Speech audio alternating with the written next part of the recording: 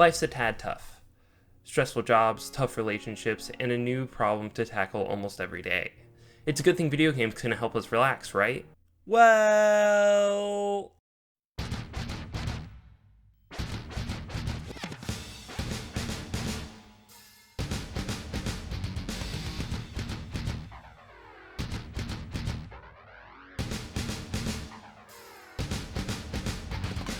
Too often, people dismiss difficulty like the developers just make the game hard to be jerks and discourage filthy casuals from playing the game.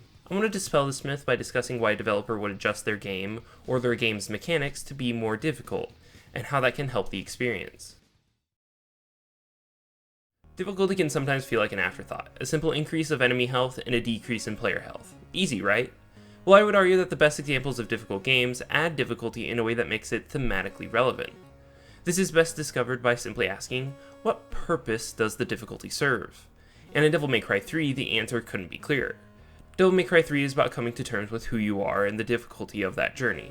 It's no mistake that the game is difficult. The developers use that game's difficulty as a metaphor. As the player grows and evolves, so does Dante. As the player encounters hardship, Dante's right there with them. Dante losing to Virgil the first time in the story lets the player know that Virgil was simply toying with Dante. Those boss fights with Virgil also assist in building the character up as a monolith, to the point of being godlike.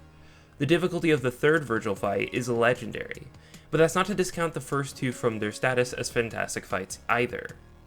People remember these boss fights not necessarily because of what happens before and after them, but because defeating Virgil is an accomplishment, a feat that Dante struggled with since they were young.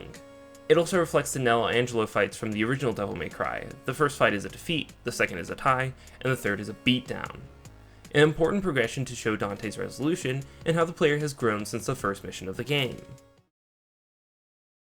Another way that a developer can use difficulty to make things more thematically pertinent is by developing the game world through their difficulty. The Souls games are known best for this, but I haven't actually finished any of those games, so I'll just use Hollow Knight as my example.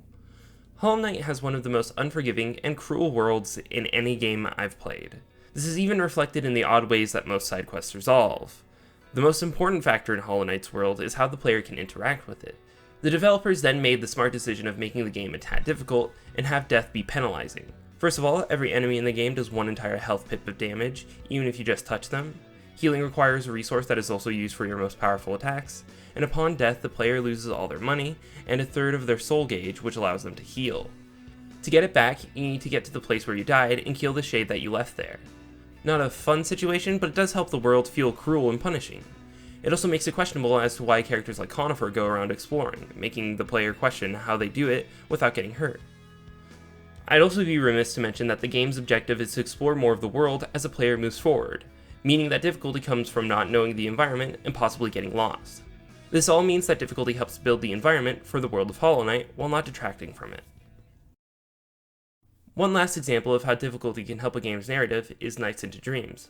I could also put games like Animal Crossing and Stardew Valley here as well. These games are nice and calming. Their environments are meant to soothe, not to create tension. This means that these games have a lax or easy difficulty.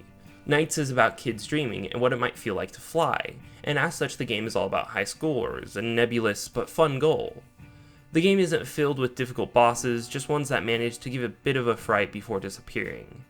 As the kids get over their nightmares, they become stronger like the player. I'm bringing up Nights in particular because even games that aren't hard from the get-go can still use their difficulty to reflect the environment and show how pleasant the game world is. Some people may be willing to give me the point on difficulty being used as a tool to develop a game's environment or world. They may even grant me that it's helpful for representing the themes of a game, but I think they may disagree with me when I say that mechanical difficulty is equally relevant. What I mean by mechanical difficulty is the actual dexterity required to make an action in a game. Let's use an example. Fighting games live and die by their balance. While a single player can be number one for a long time, and the game can still be relevant, if a single character is the only thing to show up at the highest tier of play, then no one wants to play your game anymore.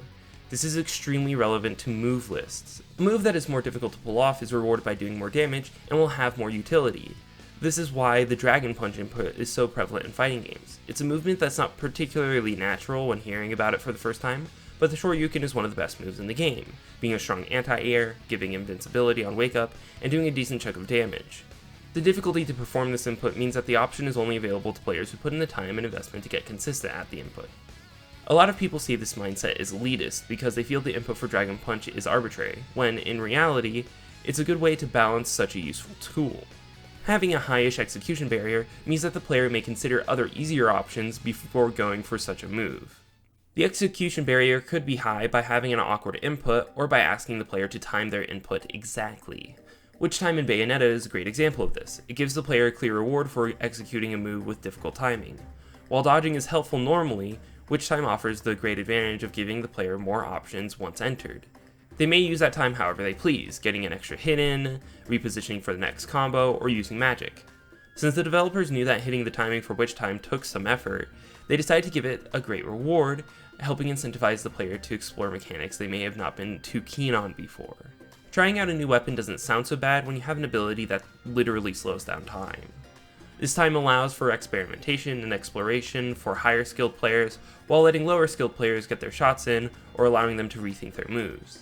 If just anyone can perform the input, then learning Bayonetta's combat would be much less rewarding and interesting a process, and the ability would likely need to be on a fixed reserve of some sort, like Quicksilver from Devil May Cry 3. By making the input difficult, the player can control how and when they use it, and it creates scenarios where the player can bet all the odds in a do or die moment. Some games give you control over do or die moments, but as you'll find in most strategy games, your party's lives are in the hands of RNG. The difficulty in games like Fire Emblem and XCOM come from strategizing around RNG and making the best decisions possible. The games ask their player to win battles that require an understanding of the layout of the battlefield, an understanding of all the objectives the enemy may have, and an understanding of all the objectives that the player themselves have. This leads to interesting questions that the player must ask themselves. Is risking this unit's life worth getting it to this house? Am I prioritizing the life of my units or my time? Those interesting questions can only be asked when the game offers rewards and punishments for the way a player strategizes. In games like Fire Emblem, you often see that those who play without permanent unit death have a worse understanding of the game. They don't need to ask as many interesting questions about the lives of their units, or deal with situations that require risk, as the stakes have been reduced. The increased stakes of permanent unit death leads players to ask more questions about what they prioritize and how that could be to the detriment of their time and their army. Someone much better at this than I has already covered most of this information regarding permadeath in Fire Emblem, so go watch his video after this one. Just know that without inherently difficult scenarios, Fire Emblem would just be an easy anime game on a chessboard. One other thing that permadeath does is create a feeling of reality to the war that the player participates in, which leads to my ultimate point. Difficulty in games is a metaphor for difficulty in our lives.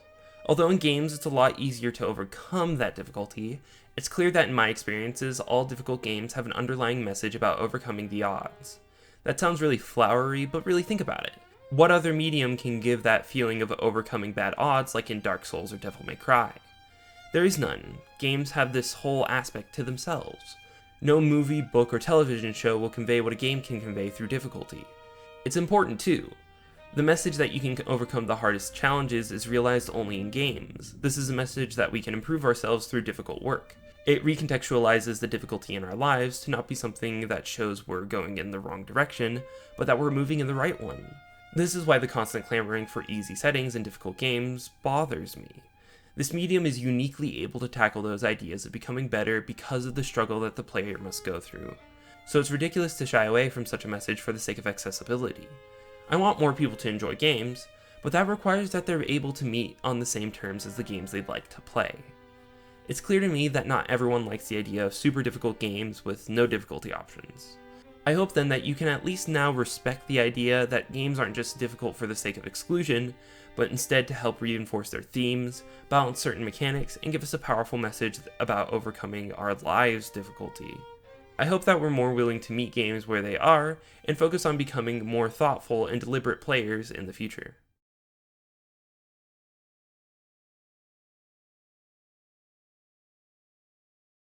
What a happy conclusion. Alright, so here's the skinny. You should still watch Chaz's permadeath video, it's really good, and I was going to make a video about Fire Emblem permadeath and how it's relevant to the mechanics of the game. However, Chaz beat me to it, and did it in a way better than I ever could, so go watch his video.